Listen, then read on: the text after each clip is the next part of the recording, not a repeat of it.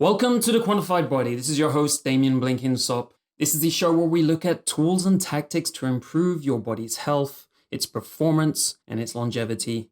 And we do it with a quantified perspective, always looking for data such as biomarkers for real evidence that what we're doing is not a waste of time. We have guests that range from scientists and researchers in all of the tools and tactics and the biomarkers to people who are real life experimenters who are going out and doing this as self-experiments, and they're tracking the biomarkers to show their results. Just this last week, I put up a new page on the Quantified Body, which is a bit of a glimpse into what is to come in the future, what I'm planning for you all. It's called the Tools and Tactics page, and the purpose is to make this a resource for you to find the tools that you need to meet your body and mind goals, whatever that is. And that's what a Quantified Body is going. It's going to be more of a resource as time goes on. You can go check out this new page. I'd love to hear your feedback on it. Go to thequantifiedbody.net/tools. Check it out and let me know if that's useful. And now to today's episode. We've looked at some tools and tactics to improve our mental performance. So an example was brain training, for example, or TDCS. We looked at brain training just recently with Adrian Owen in episode 27. If you're like me, you do many things or experiment with things to perform better mentally. That's to say, in the morning, one of the first things I do is I drink coffee. Sometimes I take nootropics. Sometimes I focus on my sleep. And a lot of this is because I really want to be able to think and be at the top of my mental performance and think with clarity, because it really gives me a great day. But there's an issue here. How do we know that these things are paying off beyond the fact that they make us feel good? We could just be misleading ourselves into wasting time on some of the latest mental performance enhancing fad, and which may just be proven to have little or no benefit. So in episode 27 with Adrian Owen, we touched on how to assess the brain with the Cambridge Sciences battery of tests. The issue with those tests is, they're okay to do once say a year, but actually it's quite a long battery of tests. It takes you from tens of minutes to an hour to get those done. So it's really not convenient. It's not very accessible. It's not very usable on a daily basis if we just want to know if this caffeine or this coffee has helped us out or not. And because of that, the reality is we're just not going to do it. We're not going to use these kinds of tools. So after that episode, I set out to look for something that was more accessible and more usable. And what I was looking for was something that was very time efficient. I could get done in 30 seconds, a minute, or a couple of minutes each day, because that's really what it comes down to. Is it going to use a lot of time, or is it really something very quick we can do, nearly on automatic if possible?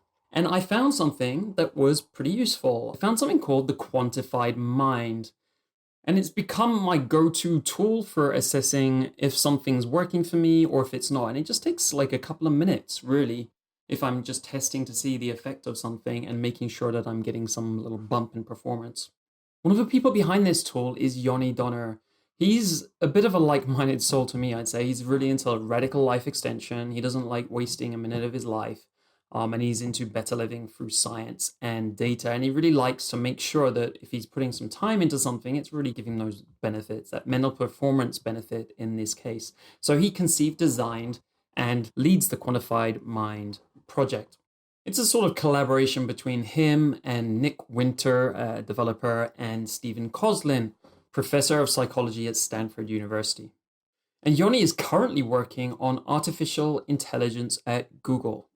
If you're interested in improving your mental performance, this is a really key interview to check out, just because we go into all the details of how to track it with a minimum of effort. We're talking about things like the minimal test you could do each day in the morning to show if you're gaining ground or you're losing ground.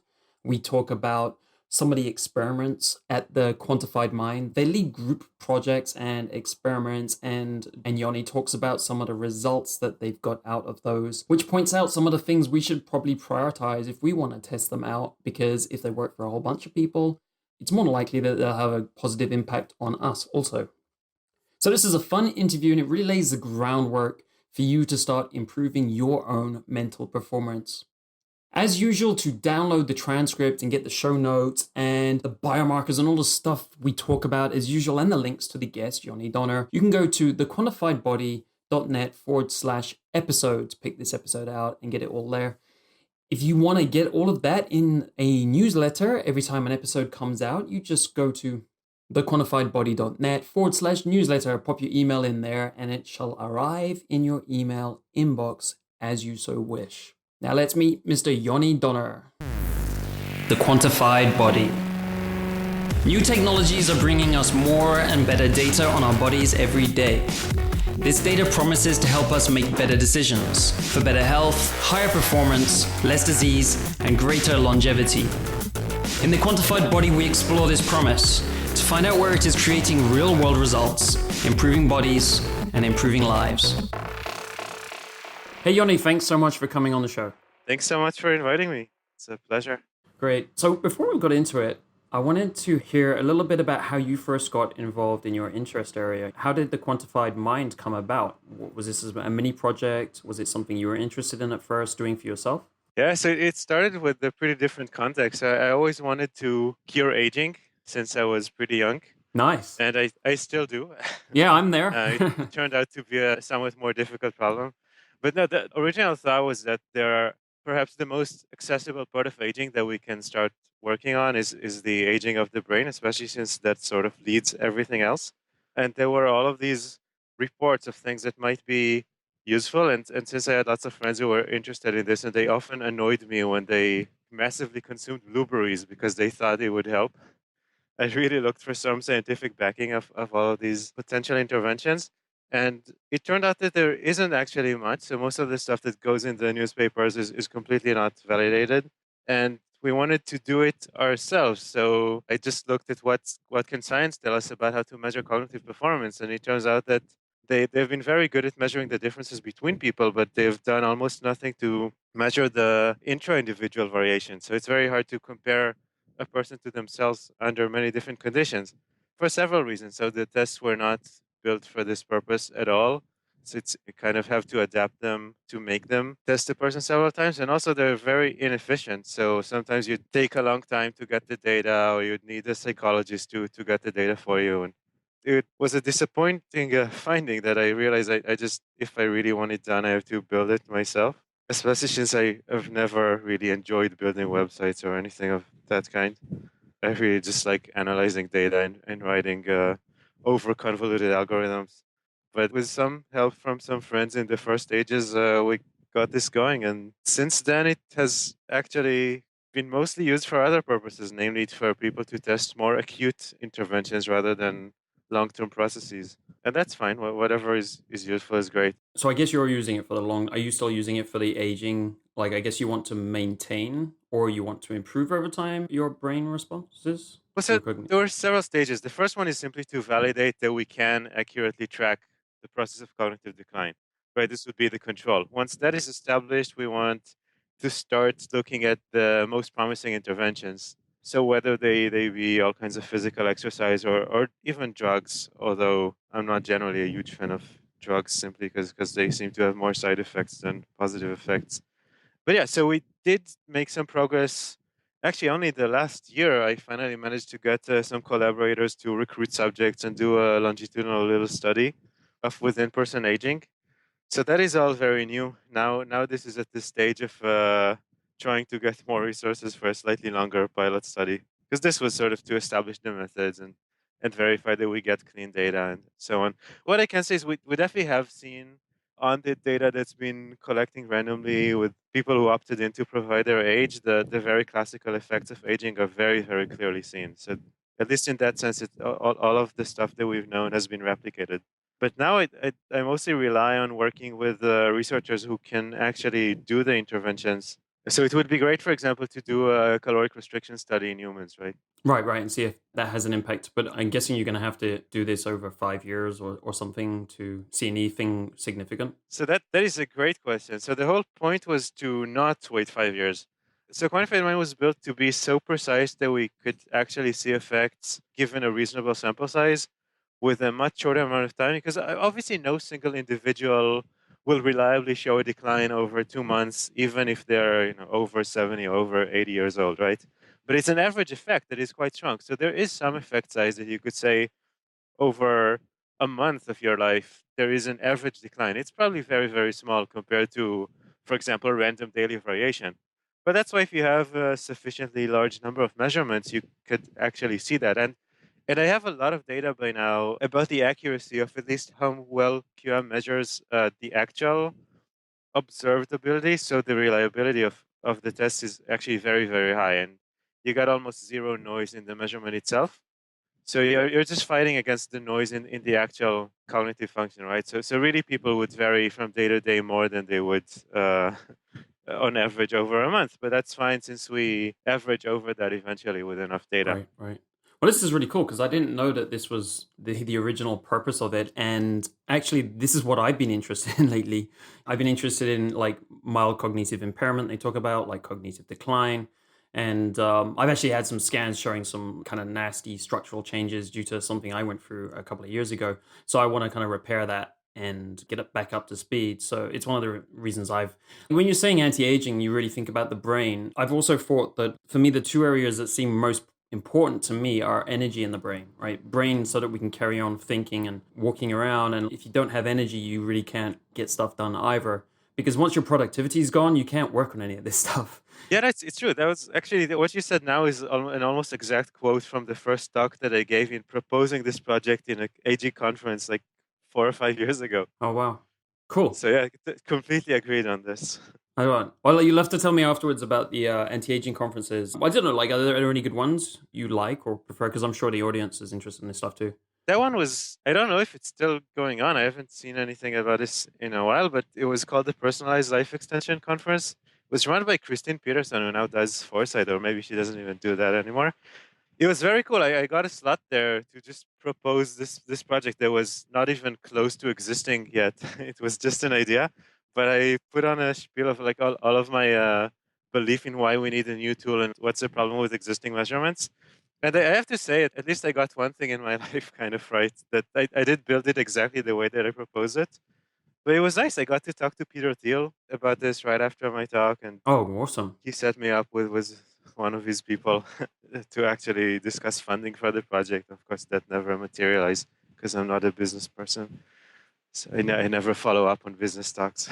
Yeah, well, it's a great intro though. Peter Thiel, that's quite a big name. Might come in useful to you later, maybe with the tool. So I'd like to talk about what kind of future plans that you have for the tool later. But for now, could we take a step back? Because you've said that this tool is quite different to a lot of the others out there. And some of the ones when I contacted you, I was thinking about is things like we had Adrian Owen who developed the Cambridge Brain Sciences set of tests. If you know those, we had him on the podcast a little while ago. They got really famous from publishing in Nature. Publishing with the study which showed that brain training wasn't effective. Was it that one or something else? That may have been that. There was one study that was really famous that I think Adrian Owen was the first author on. Yeah, it might have been that one. But anyway, and then there's CanTab, which is supposedly the best validated tool. So is the reason it's not relevant to use CanTab is because it's looking at the differences between people rather than a person in time, like as you explained earlier? Well, so each of the existing tools has some subset of features and some that are not. So I guess I should be more clear. There have been mainly three axes of scaling that Quantified Mind is supposed to provide that have not been existing altogether in existing tools. So one of them is just something that allows you scalability across experiments. So it's very easy for a researcher to just set up a new experiment and get a very validated and standardized set of tests and tools for analysis. So part of this is, for example, providing easy access to the entire raw data through APIs, rather than doing things like randomizing subjects into groups or very easily controlling how the experiment is applied. And I also provide all kinds of algorithms for making data analysis easier and detecting outliers very reliably and things of this sort. So this helps scale across experiments. And then there's the within-person component, which simply was optimized to begin with in this test. So all the tests have been adapted to be very, very efficient and to be completely repeatable. So you can, and when I say completely, I mean you could even take the test 1 billion times if you wanted to, and it would still be effective. Not only that, it would be more effective because the practice effects get weaker over time. Mm. That's something I guess we should highlight for people is a lot of these tests, you can get better at them over time. So there's what you call the practice effect or the training effect. Right. And in this case, because you want to see if there's decline or improvement, you wanted to eliminate that. So you're saying like in these tests, there's not very much of that. As I understand it, after you've played it a few times, or one of the tests you've done it a few times, there's not much change in terms of practice or training effect. Yeah, that's generally true. I also have more precise data on all of the tests of exactly the practice magnitude. In the worst case, it takes about 5 sessions to get it down to manageable levels. By that, I mean that it's smaller than most of the hypothetical effect sizes that we're interested in measuring, such as time of day variation and so on. But I do have exact decompositions of the variance for all the tests. I got all of this data for my thesis. So a lot of tests don't even have practice effects at all, right? For example, reaction time tests are almost zero. And yeah, one way is if you can extrapolate the practice effect and eliminate it. But I think it is generally better not to make any model-based assumptions and not to fit additional parameters. So if it's possible for any experiment to start with a few practice sessions and just sort of get this out of the way. Right, right. Yeah, so in practice, someone should do those tests maybe a few times, a few days in a row, and then they could consider that now baseline. Right, yeah. So that's a protocol that we follow on most experiments now. Sort of like 4 or 5 practice sessions before. Does it have to be the same day, or could you just spread those out over a week or something? Generally, I would say spreading them is a little bit better, but it's kind of insignificant next to just the value of doing them at all. So often with this kind of thing, I think it's better to make sure that just people do them and not to be too strict about rules because they will just result in losing subjects and Right, right, or they right. wouldn't do it at all. Excellent, excellent.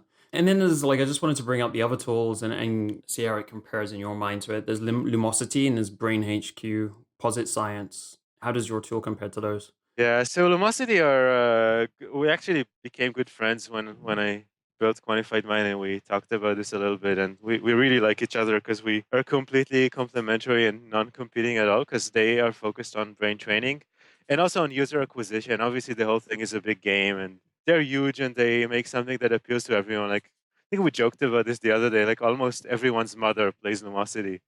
That is very different. They don't do a very precise measurement instrument, but they do try to make arguments about brain training, and they're very, very good about the gamification effect and user retention and so on.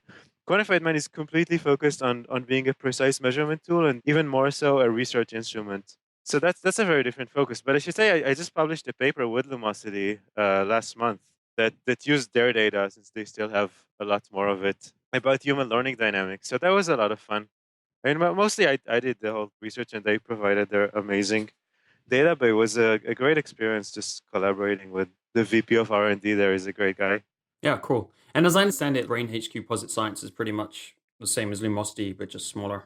Yeah, I think that there are subtle differences of like Posit do seem more focused on some pathologies or specific kinds of improvement. Lumosity more appeal to the general public. Great. And what's your opinion on the whole brain training area? Like I said, we had Adrian Owen on, and he talked about his study where they tested a lot of people in the UK, and they found no effects at all after they've been doing some training for a while with their Cambridge Brain Sciences test. Do you have an opinion on it? I think it's very hard to just put a binary result or to say for sure brain training does not work at all. But we should, I think, if we consider what work should mean to a reasonable person, we can kind of conclude this question anyway. Because for something to work, it needs to have not just a non zero effect size, but also an effect size that's big enough to be worth the effort. And even if you do something like dual back every day, and let's suppose you even improve your working memory in the general transferable sense, all the results that we have so far, even the most optimistic ones, right? Even the ones that say it works, show a pretty small effect size.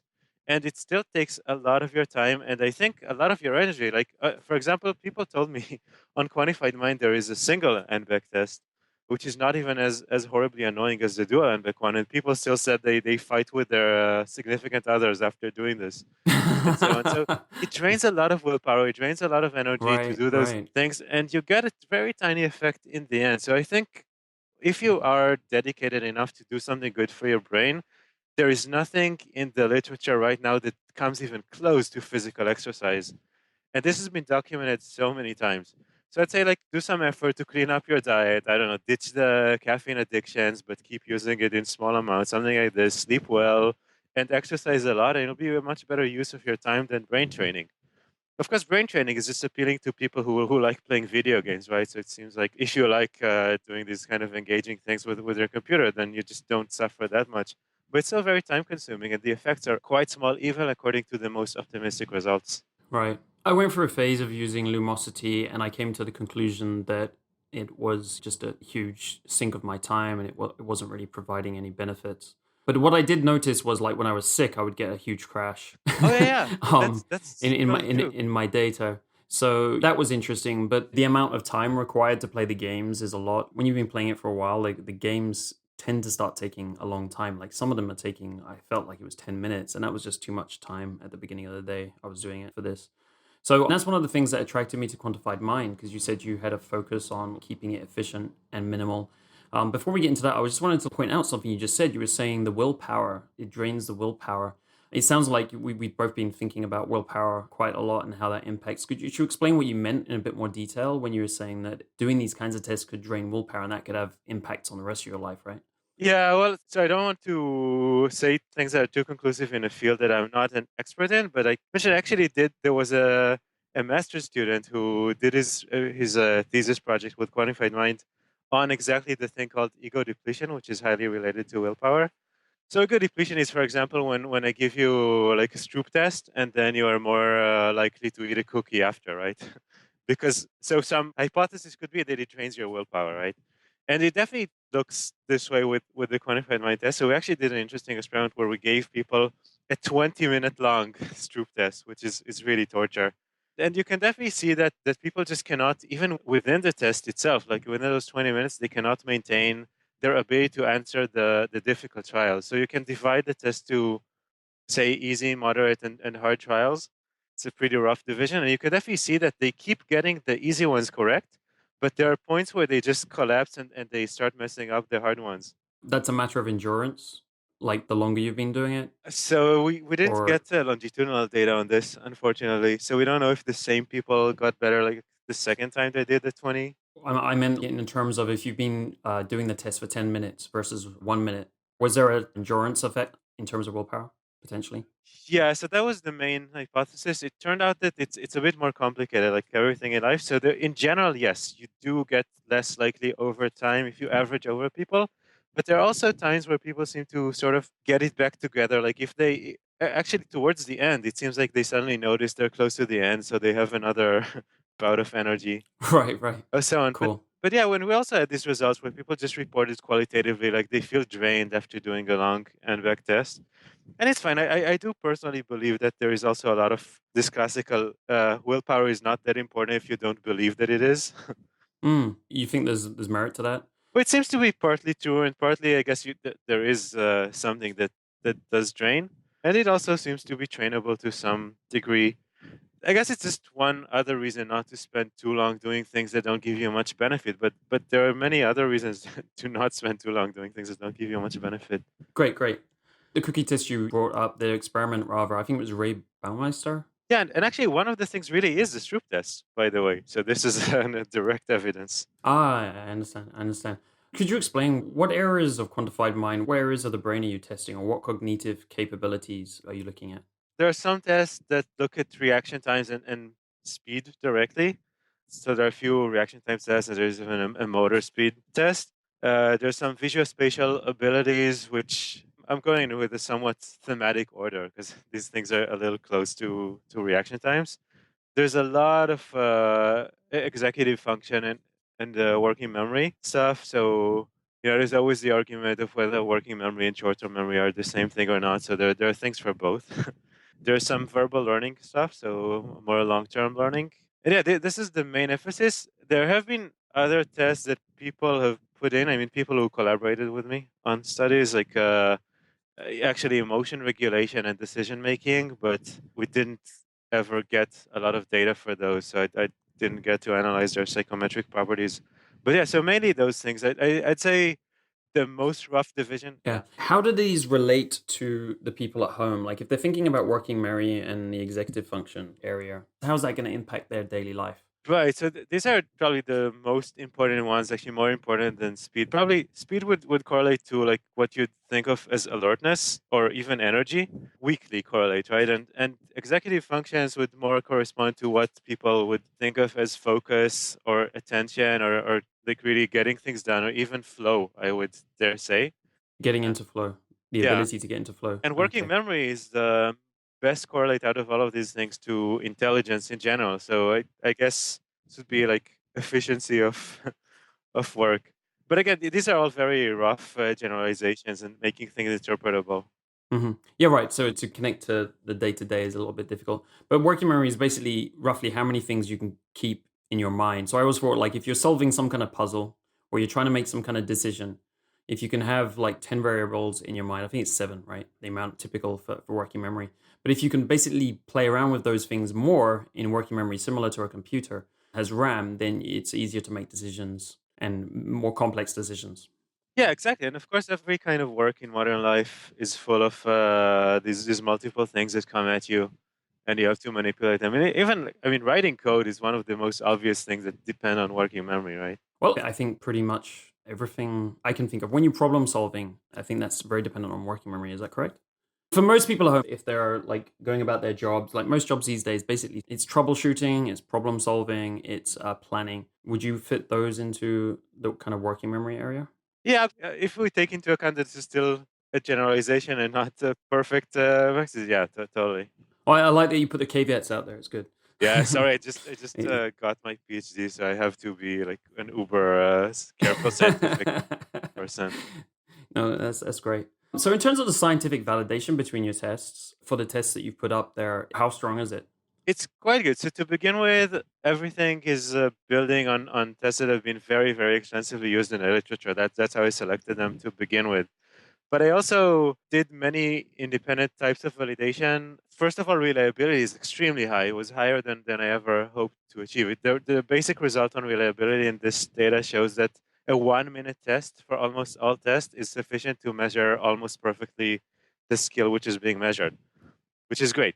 And for validation, I looked at internal structure and external structure. So these mean how the tests relate to each other, and that behavior supports completely psychometric theory and psychological theory. So that suggests that they're measuring the right thing. And the external variables also look exactly correct. So the same way we'd expect. There are extensive results on this. I am slowly working on, on a paper that hopefully will eventually bring all of these results out. But for now, it looks really good. So everything that we would predict does seem to behave correctly. And then, of course, there are new results that we had no predictions about. So this gives us some confidence to believe in them. So, when did this launch, and how many users have you had using the system so far? So this was early 2012, and it grew fairly linearly. So I never tried to get users, but it just happened. So that's nice. It grew fairly linearly. We have now over 40,000. I think most people, of course, don't take many tests. Right, right. They do it a few and then disappear, I guess. And there were several jumps in the middle where some event happened, and then a ton of people signed up overnight. Great. Do you know how many tests have been taken to date? Yeah, so tests. So it would be something like 500,000. I think I even computed the number of individual trials, and it was something like 16 million. Or Wow.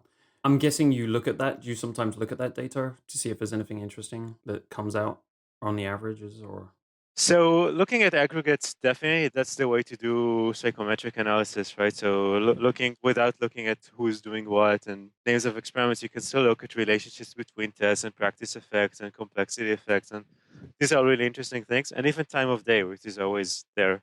I don't just look at people's data because that's a big invasion of privacy. Right. But there are cases where researchers are designing experiments that are run on the platform. Then I give them some access rights, and then everyone who signs to that experiment specifically opts into having the data available only to that researcher.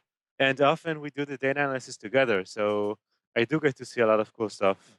And yeah, it looks like the, these results are pretty encouraging. Like we definitely knew to begin with that the effect sizes to be expected in within person variation would be rather small, but it's very nice to actually find them. Right, right. That's cool. So One of the things I'd like to make clear about this still is basically that you've put, in order to do experiments, you've added the ability to add variables, and there's some basic variables you already added in yourself, like have I had coffee today, have I had chocolate today, these kind of things that you've tested for. So it enables us to control for different things and see if they're having an impact on us, on our cognition, and at the different test areas. Correct. So do a lot of people make use of that function? And you can see the differences between, say, coffee and no coffee, and things like that. And you're saying also the time of day. But by the way, do you track that with location? Right. So I'm in London right now, for instance. Yeah, so people who are moving around who don't update it in the time zone, I would lose that data. But I do drop, like, I don't take into account all the data from people who did not demonstrate that they were aware that a time zone field exists and need to be updated. So I only include people who explicitly changed their time zone at least once to make sure that at least that part will be roughly So I'm correct. gone. And there were cool results with the time of day because I think no one has looked at the time of day effects simultaneously across a wide variety of tests. And I've done exactly this only a few weeks ago. Finally got to play around with this. It was kind of cool. So you can't actually look at a uniform effect of time of day because different people have different chronotypes, right? So there would be owls and larks and all these other names. So instead of uniformly averaging across everyone, I used a non-parametric clustering algorithm to find automatically from the data what are the clusters that we can see. It was really cool because you could definitely see that almost all the people are worst at night, Mm. but definitely some people get this afternoon dip and some do not. Aha. And some people peak in the late morning, whereas some others actually slowly improve throughout the day and only collapse at late Mm. night. It was really cool to see this just emerge from the data itself with no prior assumptions. That's interesting because I can kind of make assumptions about those cases. You could probably too, but it's speculation. But a lot of people get slight adrenal fatigue, so they get a bit more tired in the afternoon. I could imagine it's said to affect cognitive. So it's funny that your data's kind of pulled out those kind of scenarios, which would be very interesting. So what would be the minimal test? Because like we're talking about efficiency here, and we talked about like how doing a lot of testing might reduce our willpower and have some kind of impact on our self control during the day and some other impacts. So in terms of like someone who wants to do some tests and basically see where they are, like track some, they're not having cognitive decline, or potentially looking at days they drink coffee versus not, or some other tests, what would be the minimal test you could do once per day to track while experimenting like that? Yeah, I'd say even just 1 minute and pick one test, or maybe 2 minutes and do this, and that's it. So something like two back or three back are good tests that cover a wide variety. Like it's mostly working memory, but you'd also get a component of speed in that. So if you do that, let's say you don't really need to measure speed separately with like choice reaction time or something like this.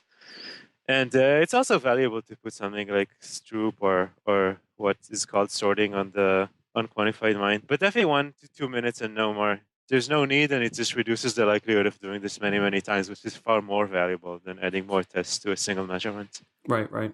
So you could basically do this test once per day, control the variables, like, and it's basically a minute of your time to get potentially something useful. Yeah, or multiple times per day if you're looking at something that changes across the day.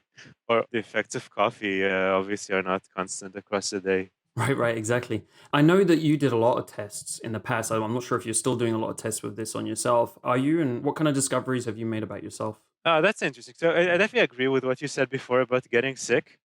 Fortunately, and this is like famous last words, that did not happen in quite a long time.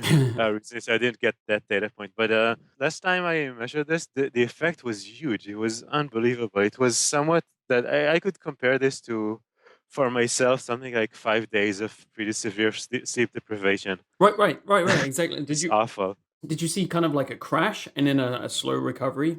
You mean when getting better? Yeah, right. Like over the day, like it took. Well, for me personally, it took like 5 days, 7 days to kind of get back to baseline after the initial day when you fall sick. I mean, of course, it depends on the sickness, right? So it's a bit variable. I think the recovery was a bit faster, but we probably had different things going on. But yeah, it was a very strong effect. I actually did a really cool one of the strangest things I've done on myself. So I like doing things that they also keep me engaged by their own right. So like experiment which is not boring because it gets you to keep doing it.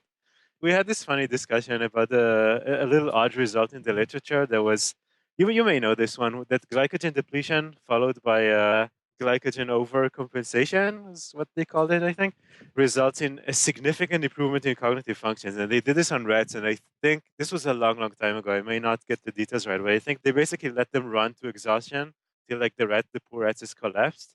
And then they fed them a ton of sugar, like more than they needed to refill the glycogen, Right. and then killed them and witnessed an abnormally huge amount of glycogen in their brains. And then they Hmm. hypothesized that this would also translate to a behavioral output. So I did this on my poor human self for like several days. Okay, so could you explain how you did that yourself? Yeah, so without the killing part. So a lot of exercise. I think that was also a good excuse to get myself back into exercising. So it was a lot of like cardio and then some weightlifting. Just whatever I read what you're supposed to do some glycogen depletion. So a lot of many sets with relatively low weights. That seemed, at least by subjective experience of wanting to die, it seemed to do the job.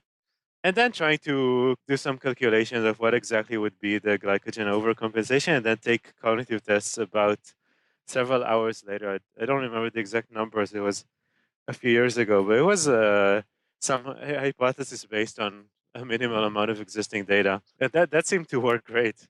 It's totally not worth it. It's like brain training, but it definitely got some of the highest scores I've ever seen in my life. Cool. That sounded like a huge effort, actually. That sounded like it was a couple of days or to do that. Yeah, so I only did it like 5 times, but it was pretty significant. And I mean, this is definitely not something that I want to do in life, and it's not worth it to get this benefit. But it was just interesting. Like again, this is the kind of thing that you want to know or you want to test. And if there is some open question, why not just settle it with science? Right, right.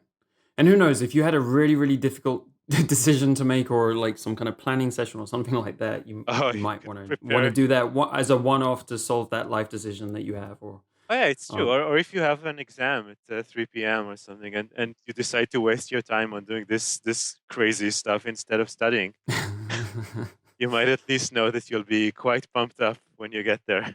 What other experiments have you done that have had some kind of significant impact? Are there any that you feel like you've integrated into your life because they're worthwhile? Because the time expense for actually doing these things isn't too much to get some kind of benefit. The biggest impact one is time of day, and I think that would apply to a lot of people because you really don't need to do strange manipulations and interventions for this. So just design the activities that you do such that they fit with your natural rhythms. I'm currently at the point where I am way more productive in the early parts of the day. So I'd leave all of the stuff that doesn't require too much mental power to the later parts of the day. But that's a very easy one. And an interesting one that we've seen that's not on me, but an actual study that was done quite recently was that the effects of temperature are not what people would expect. So we measured, which is also a little consistent with existing literature, but there's not that much existing literature on this. So this was a great study. There were several hundred subjects, and everything was perfectly controlled in terms of temperature and humidity. They did all the practice stuff perfectly. So the data was very clean and very good. And it showed that people do not actually predict correctly when they function at their best. So most people would report being more comfortable at a slightly lower temperature than the temperature at which their brains worked the best behaviorally. This seemed like a little counterintuitive, but I looked into this and it turns out that this is actually consistent with results that were previously known. But I think we brought a better resolution to this question. It's always interesting when it goes against our own sense of well-being, right? As you're saying, right? It's a little bit less comfortable, a little bit hotter than maybe we feel is comfortable is what when we're working best. I was also wondering if you think that a lot of people might try to guess their rhythm during the day. I've always been a morning person, and I've always told people I'm a morning person, right? Over time, I think I've got some more stamina now, so I can work for longer periods. I can work maybe like 10, 12 hours, and I don't feel so bad if I'm not doing it too many times a week. But so basically people should kind of test this kind of thing with the test, but would you expect them like in anecdotally, if you've been speaking to people about their time stamp tests and does it kind of reflect what they thought? That's interesting. I think most people have a good sense of this, especially people who are workaholics, because they actually try to use their brain at all times of the day. So they really discover what it's like. And of course, you mix in all kinds of effects. Like obviously, you get a little tired just by doing mentally exerting work. So it's not a perfectly controlled study, right? Because then you just have to like be lazy the whole day and see if you still function not quite as good in the night. But most people don't do this, and they, I think, are kind of accurate. There aren't that many people who have shared their results with me or given me access to their data explicitly. But there's at least one person who said that it was actually he did change his routine based on these results because he used to, I think, leave a lot of intellectually engaging work for the evening, and it turns out his results were very strong, to biased towards morning strength. And so he moved everything around and moved, for example, his physical workouts to the evening because he found that he didn't need much willpower to get started. So he would still do the workout and didn't feel that it matters too much if he lifts a little bit less weight, because that also, of course, changes during the day.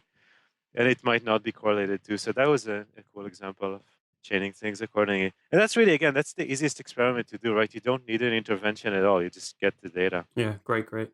Are there academic studies you can talk about that have been done with the quantified mind? Because I know some of them are restricted. Yeah, it's true. So there are a lot going on. There's always someone somewhere doing yet another kind of coffee study, which is funny, but it's nice because it always works. Let's talk about coffee because I think did you do a bulletproof coffee study? I think that was that where it was done because That's not really academic, but it was a study. Yeah. It had problems of so the it was definitely not blind, and there was a selection effect, right? A huge selection right. bias. Just for the people at home, that means that the people had opted in because they like bulletproof coffee, basically. Yeah, they were actually recruited through the Bulletproof Coffee website. Right. Instead of being randomly given bulletproof coffee. Yeah, and this in combination with not being blind means that the placebo effect would be huge, right? Because you're exactly telling the people who would believe that this would work on them that they are currently under the condition that would work for them. Having said that, the result was more interesting than than just a pure monotonic improvement. So like bulletproof coffee had this the component of the coffee and the butter, right? So even in our data, butter had zero effect, but coffee had a large effect.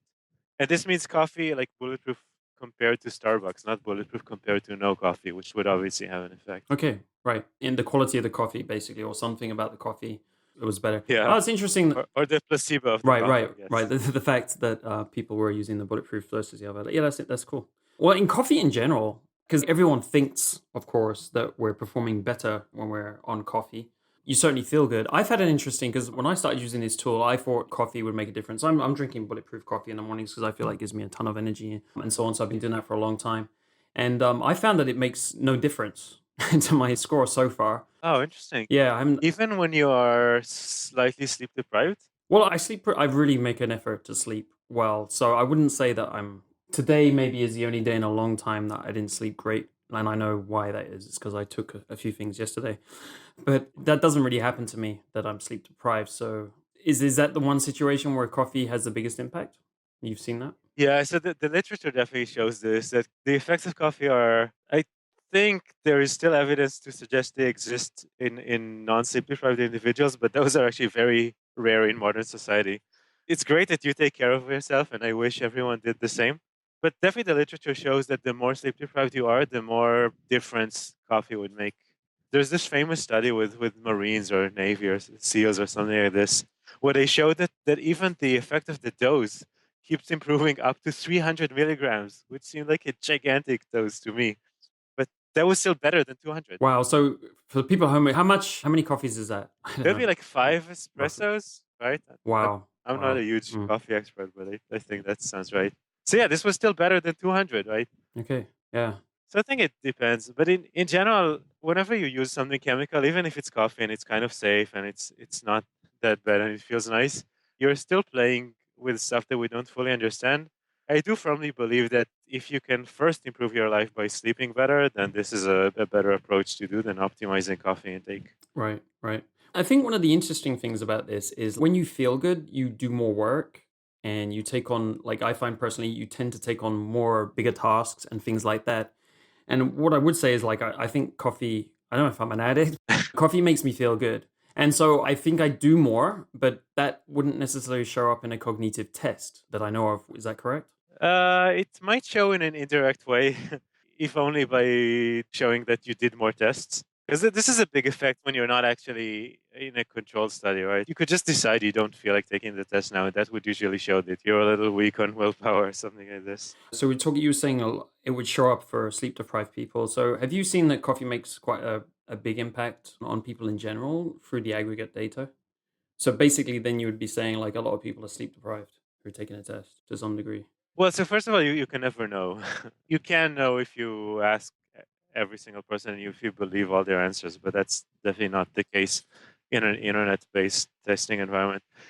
Coffee does definitely seems to have a real effect in aggregate. It is not huge. I think it's sort of the order of magnitude of time of day variations. And then, of course, there's this correlation, right? That most people would consume coffee at a specific time of day. So these are confounded. Right. A lot of people have it in the morning, and as you're saying, a lot of people because of the time, and that's when they're going to be performing better. But we are now actually doing, this is happening like this last week and this week.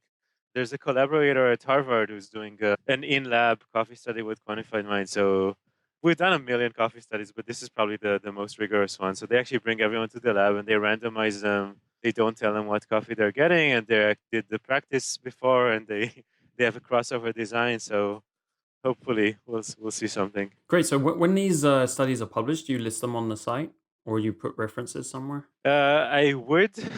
I don't think anything has been published in a journal yet, because all of this stuff is fairly new in academic publishing. It takes years and years. There have been things that I didn't list that have been published informally. Like a student did a project and submitted it, and it was approved. They have a PDF somewhere. I guess I should look into putting some more of those. Okay. Great. So are there any other tactics that you've seen, like in, I don't know, whether it's the number of hours slept or anything else that you've seen that people could think about testing? If you had a priority list of tests worthwhile doing for people, experiments to see if it helps improve their cognitive capacities a bit, which ones would you list if you were starting from scratch? Which would be the top 5 you would start with? Having seen what you've seen, they might have some kind of potential uplift. Right. So I think this should be very individualized, and people should start with their biggest suspect for not what might make them better, but rather what might make them worse. Because these things have a much larger effect in practice. For example, someone who's gluten sensitive would see a much stronger decline by consuming gluten than someone who just takes piracetam or something to try to be a little bit better. So in general, effects of improving over the healthy, well-functioning baseline are much smaller than effects of fixing something that's broken. I guess a lot of people do have some things that they're sensitive to or that are broken in some weak sense, right? Like someone who's chronically sleep deprived, you could say that something is broken in their lifestyle. And of course, that's just not a moral judgment, but it just says that they might be able to see a larger improvement by fixing this. And if they know that there's something they suspect, like if someone suspects all kinds of food sensitivities, seems to be a very common one, or even allergies, pathogens, anything like this that they feel hurts them, it will be useful to try to tease exactly what it is using, factorial designs and cognitive testing and so on to fix this. The other thing, I find it cool that a lot of people are actually using this to really track their aging process. So this takes a lot of discipline to repeatedly, take a test once a month, for example, for years and years. But this is admirable when people are doing this, and it can maybe give you serious suggestions to when your your brain is no longer that of a very young person, and you should start taking more care of yourself. Because when you're young, you can get away with much more. So that seems also useful. And I think sleep's one of the ones that most people are guilty of. I've been guilty of it for a very long, long time, especially like driven workaholic kind of people. We just don't want to sleep. Have you seen any like number of hours? A lot of those tests ask you for the standard ones I've been doing ask you for the number of hours you've slept the night before. I've certainly noticed straight away, for instance, today, because I slept 6.5 hours, it was lower. So for me, that's low. Normally I'm 7.5 hours. Have you noticed anything in terms of the number of hours slept that you see some dips and dives or anything like that? Yeah, so it seems so. Again, there is not that much data, and again, I don't look into people's data. So this is only people who ask me to look at their data and conversations we've had and so on, which filters a lot. But the most interesting result I can remember is that it seemed we actually did see like a skip 1 day effect, where the strongest effect would be with a delta of 1 day, which was also interesting because one person also shared a result with me that suggested that it was the same with drug use. So you're saying there's a lag effect, so it hits you the day after? There's a lag effect Mm. now. And it seems to be, it's hard to say if it's like exactly 2 days, but it seemed that the effect when skipping a day was stronger than the next. Okay, of course, like, I'm going to have to ask you about nootropics because it's one of the biggest topics right now. You mentioned piracetam, and of course there's many others. Have you got any anecdotal effects? Anecdotally, have you been like got any information from at all about people like taking nootropics and getting any benefits based on the test results? Yeah, a little bit. So people seem to like modafinil, which is Ah, that's a strong one. it is, yeah. And you never know. Like I mean, even you've seen the one where Dave goes on Nightline and talks about modafinil. Yeah, that was quite a while ago, right? Yeah. Yeah, there's like a minute there when they talk about quantified mind and the experiment he was doing. So I trust him. He says he got a strong result, but of course one should always be careful when, for example, here's a study design that I don't like. You take modafinil, you do cognitive testing, you get your scores, then you stop taking modafinil for a week and get back on it, and you see that your scores during that week were much worse. This is controlling for practice, so that's fine. But the problem here is that you might as well just show that you became addicted to modafinil. You don't actually know if this performance on modafinil is better than what you had before you started. You just know that now it hurts you to get off it. So this, I don't think people control for. Right. The other thing is people talk about with modafinil, it kind of feels like you're running like high speed gear or something, and you get a lot done that day. But I wonder if maybe the days after you could like pay for it with slightly lower cognitive capacities, as is when you come off it, you're basically kind of catch up or something like that. Right, this is the borrowing from your future self. Right. Right. Basically, there's that thing I guess you'd have to control for too. Yeah, it would be great, I guess, to have some either more controlled study or some more centralized resource of good practices when designing those studies. Yeah, it's definitely something to look into, and might be, I asked before about points for improvement for, for the future. But definitely, like self experiments are limited by the fact that this is complicated and not complicated in an intractable way, but complicated in a way which just in practice most people don't take into account because it takes a lot of experience and thinking about these things. You mean to set up a proper experiment? Yeah. So, for example, the effects you just described, or these lag effects, and Great. Do you have any future plans to expand the functionality of Quantified Mind or run, like you said, it sounds like there's quite a few academic projects starting to run with it. yeah, so this is great. Now I got a count quite recently since I put it on some presentation. It was around 30 that are either being done or have been concluded, and they're either a stage of planning a follow up or writing up or just kept for internal use or something like this. So I definitely want to figure out what gives researchers the most value and how we can improve that and provide that.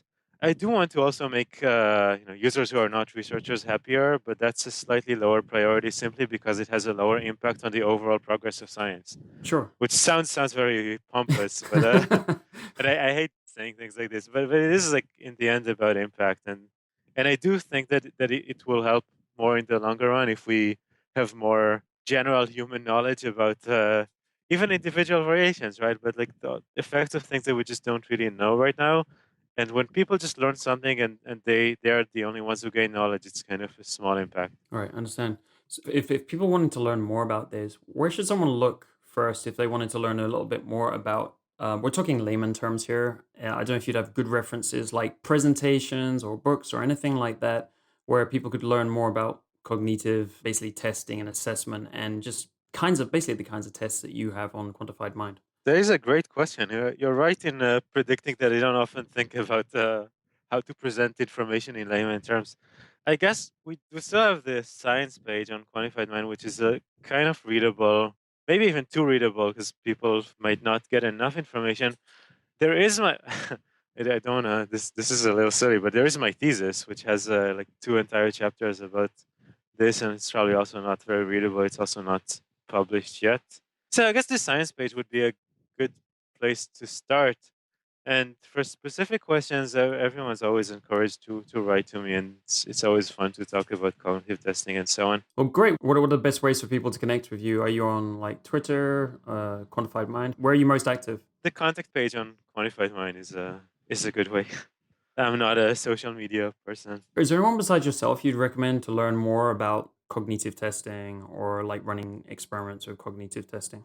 That is a good question. I know some people who are local, and you meet them in all kinds of conferences and so on. I don't know if there's one resource. I mean, definitely Lumosity is not bad because even though the main tool is a commercial game product, but they actually have a large group of people who are more into the data analysis and resources.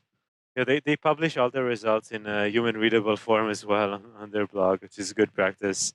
So that's nice to look at. There's the human something cognition project, which is an attempt to give more researchers access to this data and to generate more results. And yeah, and of course, today all the papers in Science and Nature also have like popular interpretations. All right, great. Thank you for those. Now, just a little bit about you and what you're doing these days. Are you tracking any of your metrics or biomarkers like blood or cognitive tests or anything like that on a routine basis? Not really. My habits are that I start tracking something when I think there is something to learn, and I insist on not tracking it anymore when I'm not learning anymore. This is nice because sometimes you discover that you can predict, you just know all kinds of things that you didn't know before. Like you know your heart rate. You don't need to measure it, right? I'm sure you experienced this after years of doing this stuff. Hmm. And so it seems to be true for a lot of measurements. I wouldn't say that I can predict cognitive performance because that has that funny property, which is why we need this. That as your brain changes, its ability to predict itself also changes accordingly. So that's why you have these wrong conceptions. So this I would still use, but I want an important question to have when doing this. Right, right. Yeah, it sounds like basically do little projects on something you're interested in, and then you kind of move on. And you're saying that basically build self awareness by doing these things with each one, so you can kind of tell yourself where you're at.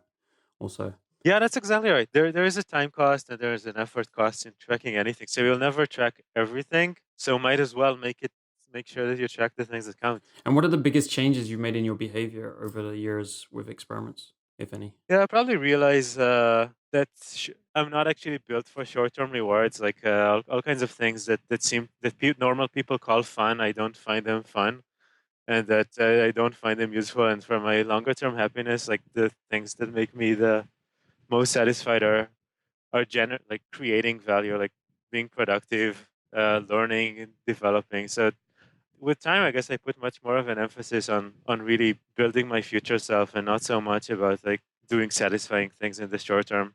Great, because you find that satisfying as well. Yeah. So there are two Basically, things, right? it sounds like that you find the same way it makes you happy, the same way. Yeah, and data can help you reach that conclusion in two ways, right? One is when you do this sort of like not very precise, but I try to make those subjective measures as precise as possible by just breaking them down to so many individual categories that can be scored and then getting numbers that do mean something. But also just in the sense that if you are actually tracking things that matter to you in the short term and you're witnessing their anti-correlation with things that are that are supposed to be short-term rewarding as opposed to long-term benefits, then this is a good way of actually making change, right? Because you can't deny from yourself a change that you can see in the numbers. I guess this was a very abstract thing, so I'll try to make it more concrete. If you are tracking your fitness and you notice that as you're not paying that much attention to your sleep, it goes down, this hurts. Like if you know I lifted this much weight a few months ago and I can't reach that anymore, it really sucks. And this makes you change some things. And to me, that those health things, those performance related metrics, have a huge impact in making me change behavior. All right. So, last question: what would be your number one recommendation? We ask this of everyone to someone trying to use data to make better decisions to improve any aspect of their health, performance, or longevity. Just something about themselves. Well, so there are many aspects of using data. So definitely one of them is make sure that they are collecting the right kind of data and in a consistent way, which makes for a valid experiment. But also not try to overdo it. I've seen so many people just fail because they've tried to do too much and got lost in the details or in the process itself. Like focus on the highest value thing at a time and do it properly and win, like really win, and then move on. Right. With the minimum effort. Right. Yeah, passive tracking is great. Well, like I said, people do a lot of effort into tracking and getting data, but then don't do the minimal effort in just learning data analysis. Some people who still don't actually don't feel that comfortable playing with raw data, I feel it's worth learning for almost everyone because it's not that complicated. Thanks. That's a great point. Have you got a tip? Where would you start? Would it be using Excel statistical correlation, or what would be the first thing someone could try that would add a lot of value? Yeah, even that is not bad, but if you're at the point where you get all kinds of weird files from tools, then Excel won't help you with this, and you can't always load giant data into Excel. So I would suggest like try to learn Python or R. These are not so complicated and extremely powerful. And of course, this day there are so many tutorials. Like all of this stuff is very easy. with some reasonable effort. But people who can learn to play guitar can also learn to use Python. Right, that's it. It seems really, really complicated when you look at programming languages, but I've done a bit of programming in my time, and I'm not a programmer at all. I'm a business guy. But yeah, it looks much worse than it is. That's what you're saying, right? Yeah, and also doing something like trying to answer a very concrete question about your data is very different than like building Gmail or something. You're not building it. It's not programming in the sense of building giant tools. Yeah, yeah. It's really doing something very, very specific. There would be like 50 lines of code, maybe if it's kind of complicated and involves reading files and stuff. But you just want to generate your graphs the way you like them, and then throw out some bad data points and maybe combine data sources from different. It's very hard to use some general tools that shield you away from programming, and often you get to a level of complexity which is akin to actual scripting. Well, Yoni, thank you so much for your time today. Really enjoyed talking to you about all of these and setting some of the science straight and what we can't really look at and decide that's going to work or not. So thanks for your time. Yeah, thank you. This was great, and then I admire what you're doing. So good luck with all of that. To get more of the Quantified Body, subscribe on iTunes or go to the website thequantifiedbody.net. That's TheQuantifiedBody.net. You can also follow us on Twitter and Facebook. On Twitter, we are at twitter.com/quantifiedbody. And on Facebook, we are at facebook.com/Quantified Body Podcast. If you've got feedback or requests for the show, you can email them to me at damien@thequantifiedbody.net.